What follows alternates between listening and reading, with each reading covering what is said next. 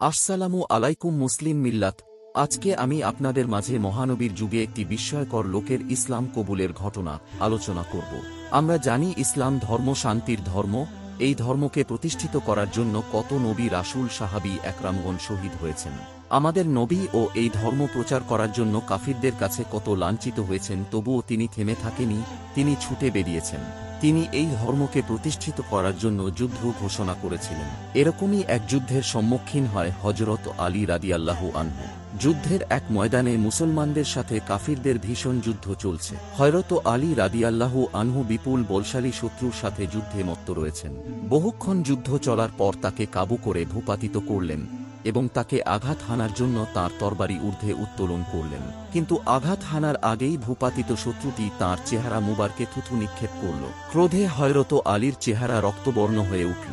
মনে হল এই বুঝি তাঁর তরবারি শতগুণ বেশি শক্তি নিয়ে শত্রুকে খণ্ডবিখণ্ড করে ফেলে। কিন্তু তা হল না। যে তরবারিটি আঘাত হানার জন্য ঊর্ধ্বে উত্তোলিত হয়েছিল এবং যা বিদ্যুৎ গতিতে শত্রুর দেহ লক্ষ্য করে ছুটে যাচ্ছিল, তা থেমে গেল।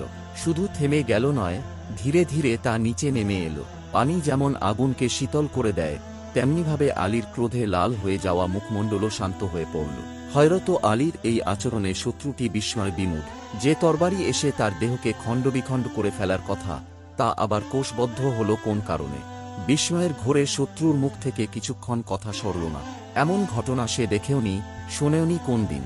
ধীরে ধীরে শত্রুটি মুখ খুলল, বলল, আমার মতো মহাশত্রুকে তরবারির নিচে পেয়েও তরবারি কোষবদ্ধ করলেন কেন? হযরত আলী বললেন, আমরা নিজের জন্য বা নিজের কোন খেয়াল খুশি চরিতার্থের জন্য যুদ্ধ করি না। আমরা আল্লাহর পথে আল্লাহর সন্তুষ্টি বিধানের জন্য যুদ্ধ করি। কিন্তু আপনি যখন আমার মুখে থুথু নিক্ষেপ করলেন, তখন প্রতিশোধ গ্রহণের ক্রোধ আমার কাছে বড় হয়ে উঠল। এ অবস্থায় আপনাকে হত্যা করলে সেটা আল্লাহর সন্তুষ্টি বিধানের জন্য হতো না, বরং তা আমার প্রতিশোধ গ্রহণের জন্য হতো। আমি আমার জন্য হত্যা করতে চাইনি বলেই উত্তোলিত তরবারি ফিরিয়ে নিয়েছি।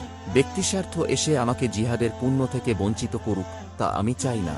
শত্রু বলল, আমি দূর থেকে এতদিন আপনাদের উদারতা, মহানুভবতা ও সত্যনিষ্ঠার কথা শুনেছি, আজ তা নিজের চোখে প্রত্যক্ষ করার সৌভাগ্য অর্জন করলাম। শত্রুটি ভূমিশয্যা থেকে উঠে দাঁড়িয়ে সঙ্গে সঙ্গে তাওবাহ করে ইসলাম কবুল করল। ইসলাম যুদ্ধ বা তরবারির মাধ্যমে আসেনি। ইসলাম যুগে যুগে এভাবেই তার মহত্ব ও ইসলামী আন্দোলনের অকুতোভয় সৈনিকদের চারিত্রিক মাধুর্য দ্বারাই মানুষের মনে প্রভাব বিস্তার করেছে এবং এখনো করে চলেছে। ভয় দেখিয়ে নয়, মন জয় করে নিয়েছিল তারা। তারা এমনভাবে কথা বলতো এবং বুঝাতো, এমনি এমনি অনেক কাফের মুশরিকরা ইসলাম ধর্ম গ্রহণ করেছিল। আল্লাহ রাব্বুল আলামিন আমাদের সকলকে তাঁর দ্বীনের পথে কবুল করে নিন। ভিডিওটি ভালো লাগলে ভিডিওটি লাইক করবেন। আমাদের চ্যানেলে নতুন নতুন ভিডিও পেতে আমাদের চ্যানেলটি সাবস্ক্রাইব করুন। ধন্যবাদ।